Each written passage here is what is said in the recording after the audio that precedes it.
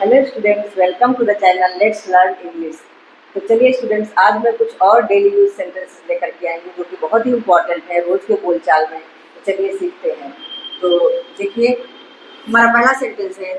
हम किसी से पूछ रहे हैं तुम्हें चोट कैसे लगी। कहीं किसी बच्चे को चोट लग गई, तुम्हें चोट कैसे लगी, तो उसको इंग्लिश में हम बोलेंगे how did you get hurt.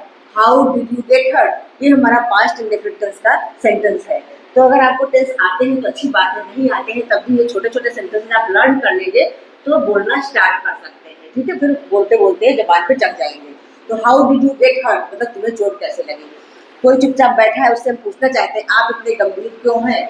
कोई हंस नहीं रहा है, बोल नहीं रहा है, चुपचाप बैठा है, तो हम बोलेंगे why are you so serious. ये छोटे छोटे क्वेश्चंस हैं जो कि डेली बोलचाल में बहुत ही ज्यादा यूज होते हैं।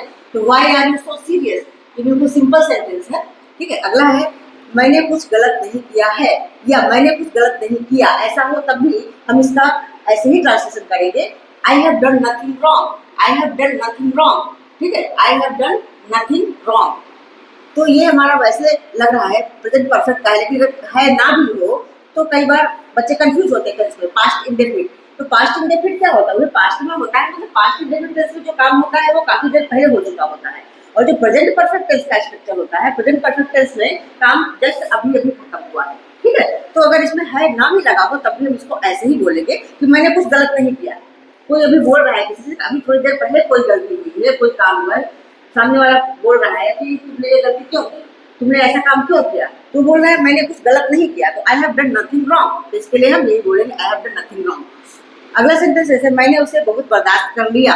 तो लिया के बाद हैड ही लगा हुआ है, तो देखने से लग रहा है ये पास्ट इंडेफिनिट टेंस का सेंटेंस है, लेकिन इसको भी हम पास्ट इंडेफिनिट टेंस में ना ट्रांसलेट करके प्रेजेंट परफेक्ट में ही ट्रांसलेट करते हैं कि हम किसी से बातचीत कर रहे हैं, किसी के बारे में बोल रहे हैं कि वो अच्छा इंसान नहीं है, मैंने उसे बहुत बर्दाश्त कर लिया। तो बोलेंगे I have tolerated him a lot. I have, ये आई हैव का कंट्रैक्टेड फॉर्म है, कॉमा लगा करके भी लिख देते हैं आई हैव। जैसे यहाँ पे आई हैव लिखा हुआ है उसी तरह वही चीज लिखी है। तो मैंने उसे बहुत बर्दाश्त कर लिया, इसको हम बोलेंगे I have tolerated him a lot. अब मैं उसे और बर्दाश्त नहीं कर सकता, अगर ऐसा बोल रहा हो तो now I will not tolerate him any longer. Now I will not tolerate him any longer, ऐसा बोल सकते हैं। ठीक है, तो इनमें आप लोग कंफ्यूज मत होइए। कई बार बच्चे कहते हैं प्रेजेंट परफेक्ट का नहीं है, पास्ट इंडेफिनिट का है, तो ठीक है, हिंदी में ऐसा लग रहा है, लेकिन इसको हम प्रेजेंट परफेक्ट में ही ट्रांसलेट करते हैं। ठीक है, अच्छा अगला है, किसी से बातचीत करते करते हम ये बताते हैं कहीं हम कोई किसी जगह फंस गए हैं या कुछ ऐसे गलतियां हो गई है, तो बोलते कहाँ फंसा दिया इसने मुझे, कहाँ फंसा दिया इसने मुझे। तो फंसा दिया के लिए वर्ड है एंट्रैप। ठीक है, तो अब ये हमारा आ गया क्वेश्चन वाला सेंटेंस। सबसे पहले हम लिखेंगे कहाँ फंसा दिया इसने मुझे, ये भी हमारा प्रेजेंट परफेक्ट टेंस में ट्रांसलेट हुआ है। कहाँ फंसा दिया है नहीं यहाँ पे लगा, क्योंकि जब हमने टेंसेस पढ़ाए थे तो हमने प्रेजेंट परफेक्ट में ये बताया था कि दिया है, लिया है, दिया है, चुका है, लास्ट में है आता है। लेकिन जनरली ऐसा हिंदी में भी हम बार बार है नहीं बोलते हैं, तो इसको हम प्रेजेंट परफेक्ट टेंस में ही बोले। तो किसी से कोई बातचीत हो रही है, मतलब अभी अभी अभी की बात है, कहाँ फंसा दिया इसने मुझे, इसे बोलना है इंग्लिश में, तो बोलेंगे where has he got me entrapped. Where has he got me entrapped. ठीक है, सिक्स सेंटेंस है।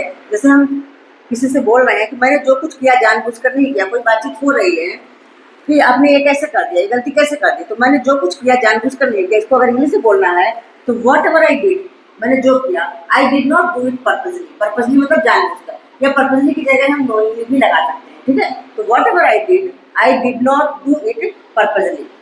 फिर नेक्स्ट सेंटेंस है, इस तरह उनकी मुलाकात हुई। इस तरह दैट्स हाउ दे मेट।